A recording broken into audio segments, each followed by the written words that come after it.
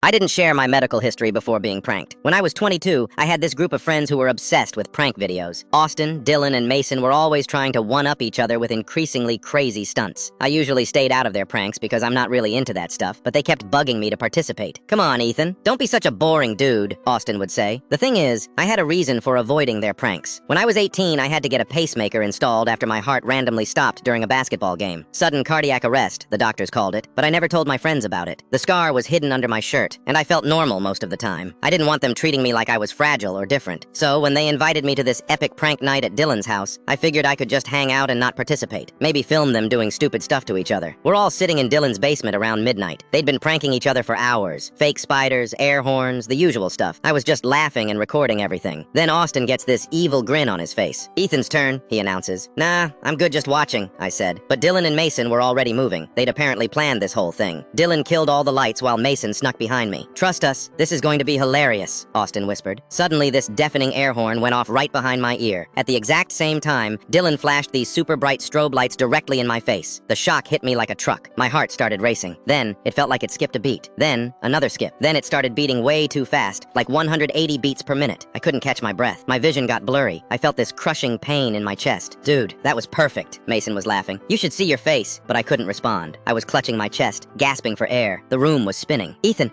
are you okay?" Austin's voice sounded far away. I collapsed onto Dylan's couch. My pacemaker was doing something weird. I could feel it firing, trying to regulate my heart rhythm, but the shock had thrown everything off. "Call 911, I managed to whisper. "Heart condition." The laughter stopped immediately. Dylan fumbled for his phone while Mason turned on all the lights. "What heart condition?" Austin asked, panic in his voice. "You never said anything about a heart condition." The paramedics arrived in 8 minutes. They hooked me up to machines and confirmed what I already knew. The sudden shock had triggered an arrhythmia episode. "You have a pacemaker?" one paramedic asked, looking at the readout. "Since I was 18, I said weakly. My friends just stood there looking horrified. At the hospital, the cardiologist had to adjust my pacemaker settings because the episode had messed up the calibration. "Extreme shock can sometimes interfere with these devices," she explained. "You're lucky your friends called when they did." Austin, Dylan, and Mason visited me the next day. They looked like they hadn't slept. "We had no idea," Austin said. "Why didn't you tell us?" I explained how I didn't want to be treated differently, how I wanted to feel normal around them. "But we could have killed you," Dylan said, his voice shaking. "That prank could have actually killed you." The weird thing is, after that night, our friendship got stronger. Not because of the prank, but because I finally trusted them with the truth. They never pranked me again. But more importantly, they started asking before pranking anyone else if they had any medical conditions they should know about. Austin even became an EMT 2 years later.